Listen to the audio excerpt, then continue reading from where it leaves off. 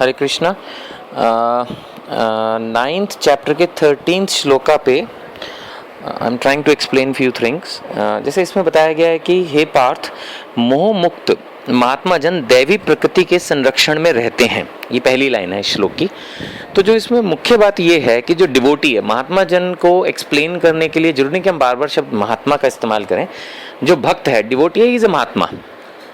Actually हर महात्मा एक भक्त है और हर भक्त एक महात्मा है। तो इसलिए हम इस टर्म को एक्सप्लेन करने के लिए इजीली बता सकते हैं, क्योंकि उसमें महात्मा का एक बहुत बड़ा फीचर पहले आया है, मोह मुक्त महात्मा जन। डेफिनेटली जो मोह में होगा, जिसको हर चीज़ से अटैचमेंट होगी, वो तो फिर लाइक डिवोशन में प्रोग्रेस करना उसके लिए मुश्किल ही होता है। और आमतौर पे जो लोग टू अटैच्ड होते हैं, specially in the material things, तो उनको हम वैसे भी डिवोटी नहीं बोलते। तो उस सेंस में देखा जाए तो यहाँ पर दिया गया है कि जो मोह मुक्त महात्मा जन दैवी प्रकृति के संरक्षण में रहते हैं। तो जो मुख्य बात यहाँ पर आ रही है वो यही बात आ रही है कि दैवी प्रकृति का मतलब है डिवाइन नेचर। डिवाइन नेचर का मतलब फिर वही हो गया, बेसिकली भक्ति। दैवी प्रकृति का मतलब ये हो गया कि जो लोग भक्ति में रहते हैं, यानी भक्ति में संलग्न रहते हैं, यानी भक्तिपूर्ण कार्यों में रहते हैं, भक्तिपूर्ण कॉन्शियसनेस में रहते हैं, कृष्णा कॉन्शियसनेस में रहते हैं, दे आर डिवोटीज। तो भगवान यही कहते हैं कि हे पार्थ, मोहमुक्त महात्मा जन दैवी प्रकृति के संरक्षण में रहते हैं। अब जैसे देखिए कि हर एक आदमी पे किसी न किसी का कंट्रोल है। अब कोई तो माया के वश में है। माया के वश में है मीन्स प्रैक्टिकल अगर इसको समझे तो जैसे माना कोई अपने एम्प्लॉयर के वश में है, भाई उससे उसको पैसा मिलना, तो उसको वही भगवान दिख रहा है। आप समझिए प्लीज, इसको प्रैक्टिकली हम समझने की कोशिश करेंगे। अगर किसी को अपना एम्प्लॉयर ही भगवान दिखता है, उसको लगता है बस मेरी जॉब ही सब कुछ है, मेरा बिजनेस ही सब कुछ है, या कोई आदमी खुद ही बिजनेसमैन है, सपोज वो कहेगा जी मेरे तो कोई एम्प्लॉइज, मैं तो किसी का नौकरी नहीं करता, तो वो कस्टमर्स को भगवान मान के चलता है।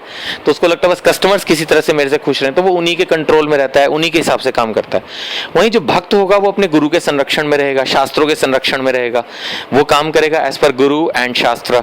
तो बस ये बात आ जाती है। तो जो भक्त है, जो मोह मुक्त है, जो महात्मा है, वो देवी प्रकृति के संरक्षण में रहता है। अब एज ए प्रीचर जो भी श्लोक को समझाए, उसको क्या चाहिए कि इसको समझाने के बाद कुछ चीजें अब हर श्लोक में रिपीट होती हैं, उसका कोई इलाज नहीं है, तो इसमें भी रिपीट होंगी।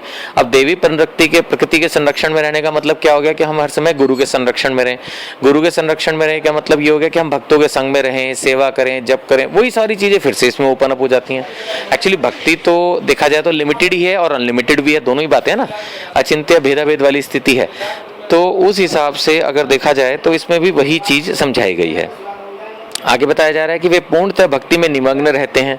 नेचुरली जो भक्त होगा वो हर समय भक्ति में डूबा ही रहेगा, एक तरह से निमग्न रहना, डूबे रहना जैसा हो गया, तो वो हर समय उसी में इन्वॉल्व रहेगा। और वे जानते हैं भगवान को, इसलिए लिखा गया क्योंकि वे मुझे आदि तथा अविनाशी भगवान के रूप में जानते हैं। आदि के रूप में जानना बहुत जरूरी है, क्योंकि आमतौर पे हम सोचते हैं, कुछ लोग तो ऐसा सोचते हैं कि जो कृष्ण हैं, स्पेशली वो विष्णु के अवतार हैं या वो सामान्य देवता हैं, उनको आदि, जैसे ब्रह्मा जी ने भी कहा अनादिर आदिर गोविंदा सर्व कारण कारण, तो आदि का मतलब होता है स्टार्टिंग पॉइंट। तो जो ये समझ लेगा कि हाँ कृष्ण ही सभी चीज़ों के स्टार्टिंग पॉइंट है, वही भगवान की सही महीने में भक्ति कर पाएगा। नहीं तो हमेशा क्या होगा कि हम स्टार्टिंग पॉइंट की तलाश में रहेंगे अगर, तो हमें लगेगा कि भाई कृष्ण से भी बड़ा कोई है, तो फिर हो सकता है हम उनकी तलाश में लग जाएं। तो ये भी पॉइंट है। तो इस बात को बताया जा रहा है कि जो महात्मा है, यानी कि जो भक्त हैं, वे भगवान को अविनाशी, आदि तथा अविनाशी रूप में जानते हैं। डेफिनेटली भगवान का तो कभी अंत हो ही नहीं सकता, भगवान का कभी विनाश हो नहीं सकता। तो इस रूप में जो जानते हैं वो डिवोटी हैं। तो यही सब चीज़ें प्रभुपाद जी ने अपने परपट में भी बताई हैं।